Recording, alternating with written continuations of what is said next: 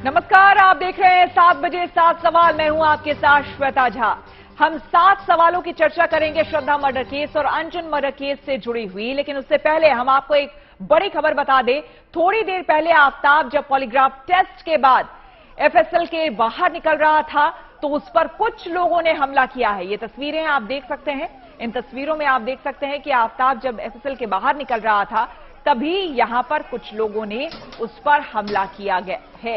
ये थोड़ी देर पहले की तस्वीरें हैं जो कि सामने आई है। ये देखिए, पीछे से ये शख्स दौड़ता हुआ, कई सारे लोग हैं, दिल्ली पुलिस की टीम उसे ले जा रही थी और उसी बीच जब एफएसएल से वो बाहर निकल रहा था उसी बीच कुछ लोग हाथों में तलवार लिए हुए, हथियार लिए हुए वहां पे आफताब के पीछे दौड़े, हमला करने के लिए दौड़े। बताया जा रहा था कि आफताब को नुकसान ये पहुंचाना चाह रहे थे और ये तस्वीर सामने आई है। आपको बता दें कि श्रद्धा मर्डर मामले में अभी भी कई ऐसे अनसुलझे राज हैं जो कि खुलना बाकी है। लेकिन इस बीच जैसे जैसे तफ्तीश आगे बढ़ रही है, लोगों का गुस्सा भी अपनी ओर समय के साथ बढ़ता जा रहा है।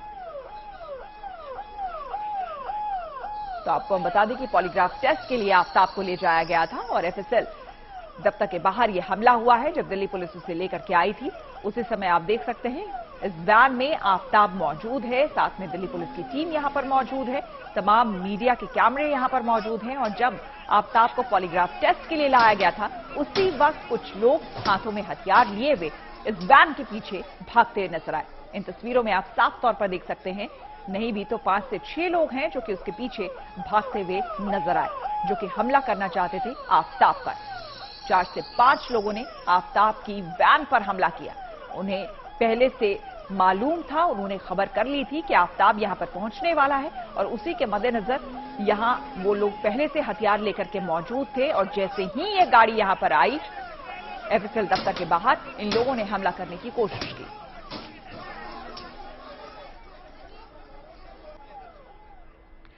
श्रद्धा हत्याकांड की अभी जांच पूरी भी नहीं हुई थी कि एक और खौफनाक वारदात ने पूरी दिल्ली को दहला दिया है। पूर्वी दिल्ली में एक ऐसा खतरनाक हत्याकांड सामने आया है जिसमें एक व्यक्ति की बेरहमी से हत्या करके उसके शव को टुकड़ों में काटकर फेंक दिया गया। ठीक उसी तरह से जिस तरह से श्रद्धा के शव को उसके लिव इन पार्टनर आफताब ने ठिकाने लगाया। आज के हमारे 7 सवाल इन्हीं खौफनाक हादसों के इर्द गिर्द होंगे और इसी से जुड़ा हमारा पहला सवाल है। तो आज का हमारा पहला सवाल है कि दिल्ली में एक और श्रद्धा जैसा हत्याकांड। जी हां, यह बहुत बड़ी बात है क्योंकि श्रद्धा को लेकर अभी भी कई ऐसे राज हैं जो अनसुलझे हैं। उस बीच एक और हत्याकांड, अंजन दास का कत्ल। दरअसल करने और उसके तरीके में दोनों में लगभग कई समानताएं हैं। खास बात यह है कि दोनों की हत्या उसके अपने ही करीबियों ने की, जिन पर वो आंखें बंद करके भरोसा करते थे। देखिए,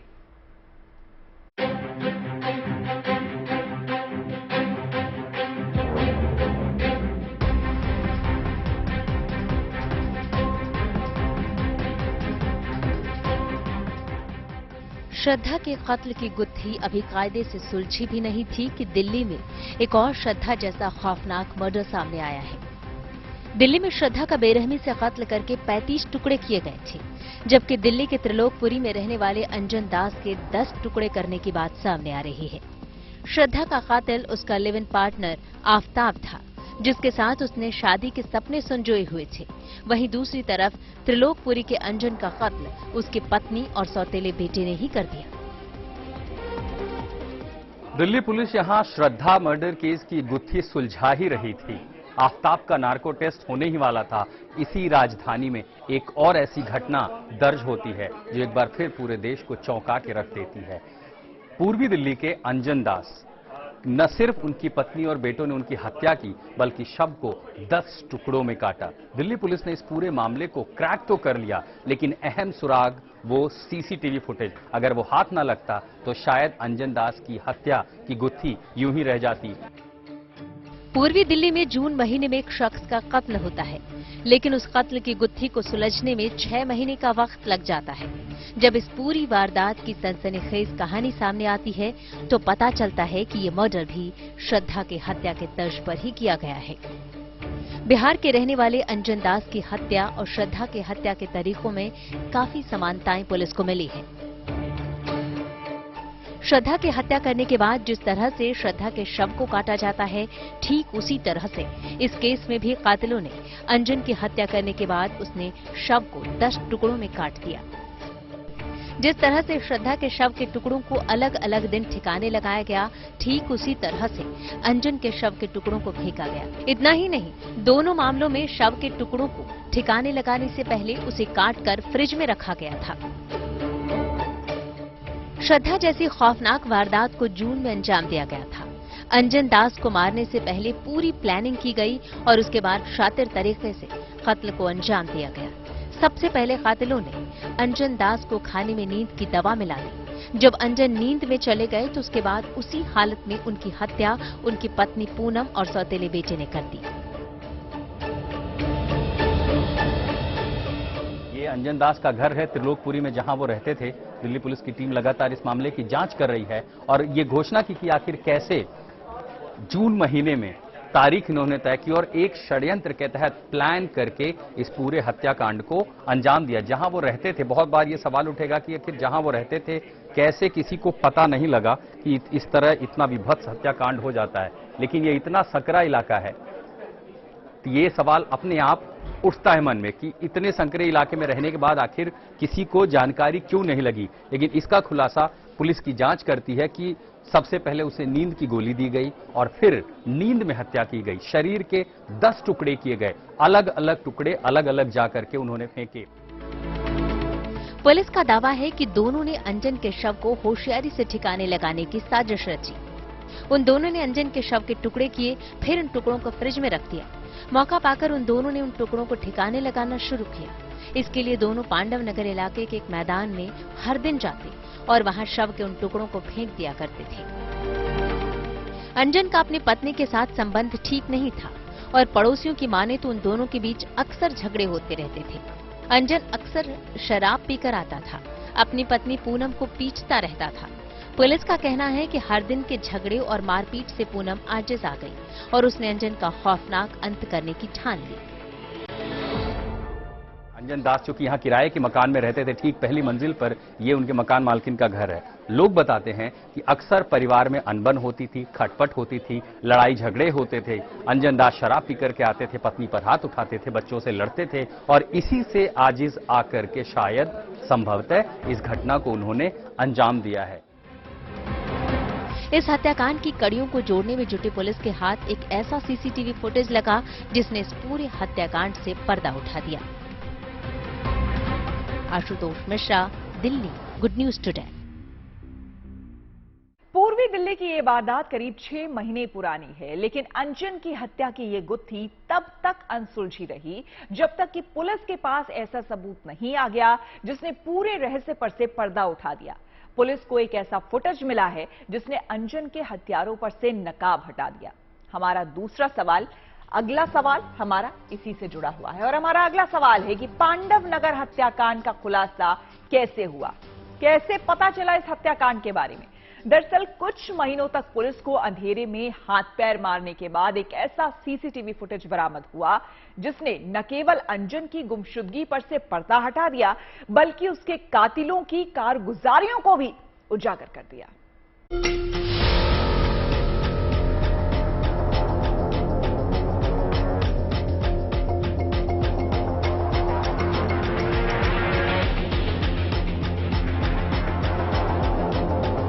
अंजन दास की मौत के रहस्य पर से पर्दा उठने में करीब 6 महीने का वक्त लग गया और इस राज को बेपर्दा किया एक सीसीटीवी फुटेज ने। सीसीटीवी फुटेज ने कातिलों के मंसूबों को नाकाम कर दिया।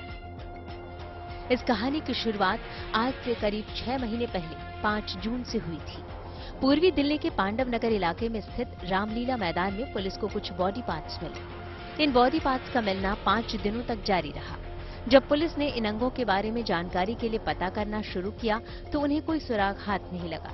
पुलिस ने आसपास के इलाकों में किसी व्यक्ति के गायब होने की पूछताछ की तो भी उसका नतीजा 0 ही रहा। लिहाजा उन्होंने इलाके में डोर टू डोर वेरिफिकेशन की शुरुआत की। 5 जून को रामलीला मैदान में ईस्ट डिस्ट्रिक्ट में कुछ बॉडी पार्ट्स मिले थे। उसके बाद लगातार 3 दिन तक तो शुरू में दो पैर, 2 थाई, फिर एक स्कल मिला एक दिन, उसके बाद एक बाजू का हिस्सा मिला।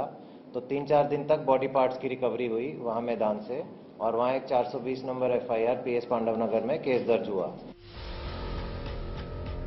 करीब 6 महीनों की पूछताछ और जांच पड़ताल के बाद पुलिस को पता चला कि इस इलाके में रहने वाले अंजन दास पिछले 5-6 महीने से मिसिंग हैं। लेकिन जब पुलिस ने पता लगाया तो पता चला कि थाने में तो उनकी कोई मिसिंग रिपोर्ट ही दर्ज नहीं थी। ऐसे में उनका शक अंजन के परिवार वालों पर गहराने लगा। लेकिन पुलिस ने आरोपियों के खिलाफ सबूत जुटाने के लिए आसपास के CCTV फुटेज को खंगालना शुरू किया। जब काफी डोर टू डोर वेरिफिकेशन की तो एक बारी कुछ उसमें काम की बात नहीं निकल पाई, बट इन्होंने हिम्मत ना हारते हुए फिर उसको आगे बढ़ाया और फाइनली ये जीरो इन कर पाए कि जो सस्पेक्टेड डिसीज्ड आदमी है अंजन दास हो सकता है। तो वो अंजन दास का जब फिजिकली इन्होंने और चेक किया तो पता लगा कि ये वहां पे 5-6 दिन से मिसिंग है, 5-6 महीने से मिसिंग है। फिर पुलिस को मिलती है इस CCTV की फुटेज। इस फुटेज में जो कुछ नजर आया उसने दिल्ली पुलिस को चौंका दिया। इस CCTV की फुटेज में एक आदमी और एक औरत साफ साफ देखे जा सकते हैं, जो एक दूसरे से ठीक ठाक दूरी पर चल रहे हैं। लेकिन दोनों के हाथों में कुछ है, जिसे ये दोनों बारी बारी से सामने नजर आ रही कारों के बीच से होकर एक हिस्से की टूटी दीवार के उस पार जाकर फेंक कर आ जाते हैं। पहली नजर में ये लगता है कि ये लोग आम लोगों की तरह किसी कूड़े को कूड़ा डालने वाली जगह पर फेंकने जा रहे हैं। पुलिस के मुताबिक वास्तव में वो लोग अंजन दास के शरीर के टुकड़ों को ठिकाने लगा रहे हैं। फुटेज में दोनों माँ बेटा दिख रहे थे, तो उस बेस पे जब हमने इनको जाके इंटेरोगेट किया, इनको चेक किया, ट्रेस किया, तो इन्होंने कन्फेस किया कि इन्होंने क्राइम किया है और उसी बेस पे ये मर्डर खुला है। पुलिस ने इस CCTV फुटेज के आधार पर पूनम और दीपक को गिरफ्तार किया है। पूनम अंजन की तीसरी पत्नी थी और पूनम का बेटा था दीपक। पुलिस ने जब मामले की तफ्तीश की तो पता चला कि अंजन का एक परिवार बिहार में भी रहता था, जहां उसके 8 बच्चे हैं। अंजन ने पूनम से दूसरी शादी की थी। पुलिस ने पूनम और बेटे दीपक को गिरफ्तार कर लिया है। ये जो आदमी था इसकी शादी गांव में बिहार में भी हो रखी थी, इसके 8 बच्चे थे। तो ये क्या करता था, पूनम के शुरू में जेवरात वगैरह इसने बेच के वहाँ घर में पैसे भेज दिए थे, और अभी भी कुछ कमाई के साधन ज्यादा नहीं कर रहा था और वो उसी पे डिपेंडेंट था। तो इनके आपस में झगड़े होते रहते थे।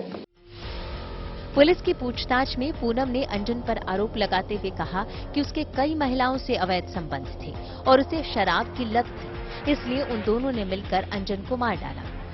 पुलिस ने इस मामले में शव काटने वाला चाकू बरामद कर लिया और साथ में पुलिस ने वो कपड़े भी बरामद कर लिए हैं जिसे आरोपी शव को ठिकाने लगाने के दौरान पहने दिख रहे हैं। Himanshu Mishra, Delhi, good news today. Anjan की हत्या को पुलिस श्रद्धा जैसी वारदात बता रही है, लेकिन पुलिस अंजन हत्याकांड में रहस्यों की तह तक पहुंच गई और उसने कातिलों को गिरफ्तार भी कर लिया। लेकिन श्रद्धा हत्याकांड में पुलिस भाग्यशाली साबित नहीं हुई है। पुलिस ने आफताब को गिरफ्तार जरूर किया है, लेकिन वो अभी भी सबूतों की तलाश में जगह जगह भटक रही है। ऐसे में हमारा अगला और तीसरा सवाल इसी से जुड़ा हुआ है। हमारा अगला सवाल है कि 6 महीने बाद भी अंजन के शव की पहचान हुई, पर श्रद्धा की पहचान अब तक अधूरी ही है। ये एक बड़ा सवाल है। इसके बारे में बता रही हैं हमारी संवाददाता तेजश्री पुरंदरे।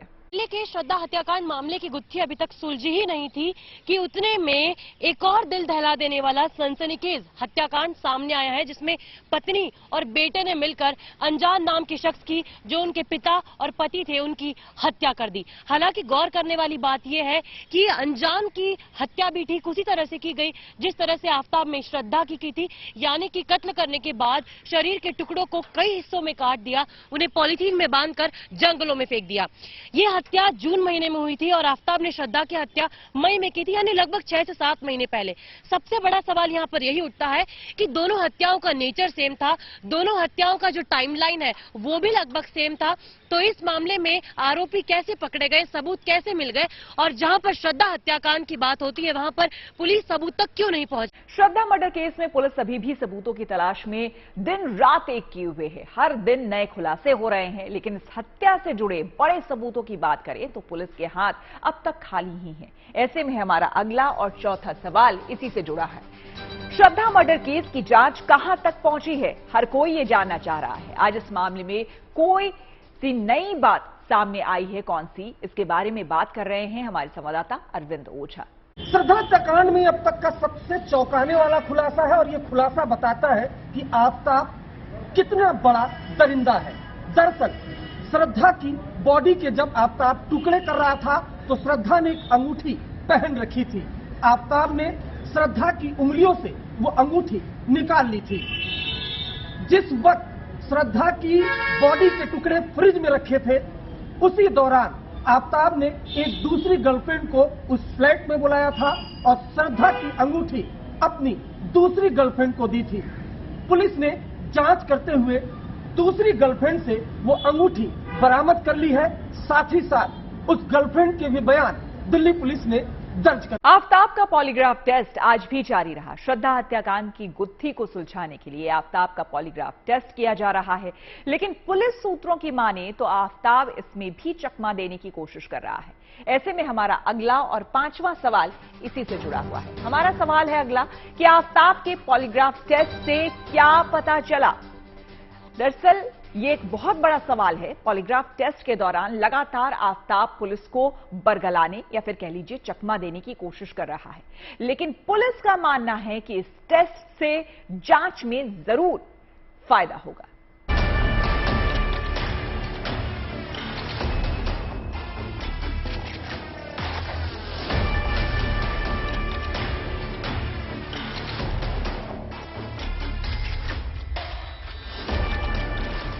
श्रद्धा मर्डर केस के मुख्य आरोपी आफताब का आज एक बार फिर से पॉलीग्राफ टेस्ट हुआ, लेकिन श्रद्धा हत्याकांड से जुड़े सूत्रों के मुताबिक आफताब इतना शातिर है कि वो पॉलीग्राफ टेस्ट को भी चकमा दे रहा है।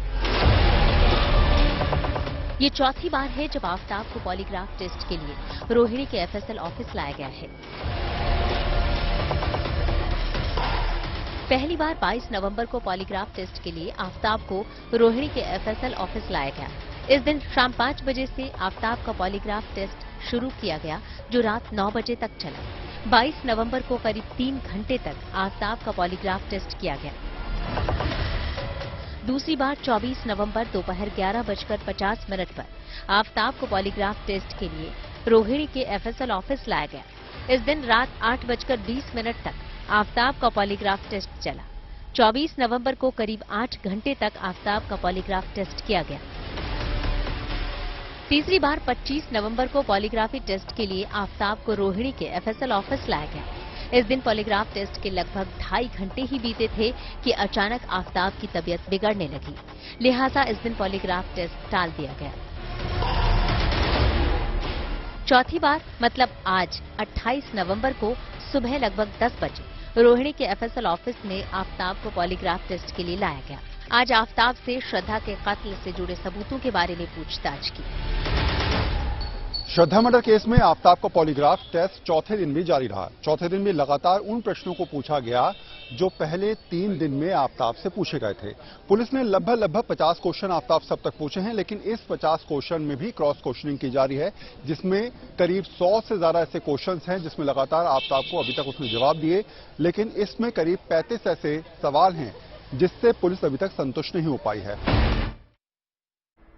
पॉलीग्राफ टेस्ट से अब तक पुलिस को उतनी सफलता नहीं मिली जितने की उम्मीद थी, लिहाजा अब जांच से जुड़े लोगों की निगाहें नाको टेस्ट पर टिकी है। ऐसे में हमारा छठा अगला सवाल इसी से जुड़ा हुआ है। हमारा अगला सवाल है कि आफताब का कब होगा नार्को टेस्ट। आफताब का नार्को टेस्ट दिल्ली के अंबेडकर अस्पताल में होगा। आइए आपको सुनाते हैं कि क्या कर रहे हैं और क्या कह रहे हैं वहां के डॉक्टर।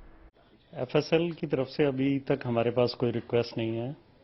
मेडिकल फिटनेस जरूर हुआ है इन आफताब का, क्योंकि ये रूटीनली हम लोग मंडे को करते हैं यह procedure. So we are hoping that this will be done next Monday. Shraddha हत्याकांड में अभी तक पूरे सबूत नहीं मिले हैं। ऐसे में सभी के मन में जो सवाल है वही हमारा अगला और 7वां सवाल भी है। तो हमारा अगला सवाल है कि क्या मौजूदा सबूतों के आधार पर आफताब को हो सकती है सजा। अभी तक जो सबूत मिले हैं क्या उस आधार पर सजा होगी, इसके बारे में बता रहे हैं advocate Atul Jain. Prosecution has to prove its own case. जो भी सबूत आपने गिनवाए या कुछ सबूत और भी मिले हैं और डेली बेसिस पर मिल भी रहे हैं, तो इन प्रूफ्स के बेसिस पर ये कहना कि ये पर्याप्त है या नहीं बहुत आसान सवाल नहीं। तो इसी के साथ 7 बजे 7 सवाल में मेरे यानी श्वेता झा के साथ फिलहाल इतना ही। देश दुनिया की तमाम पॉजिटिव खबरों के लिए आप देखते रहिए गुड न्यूज टुडे।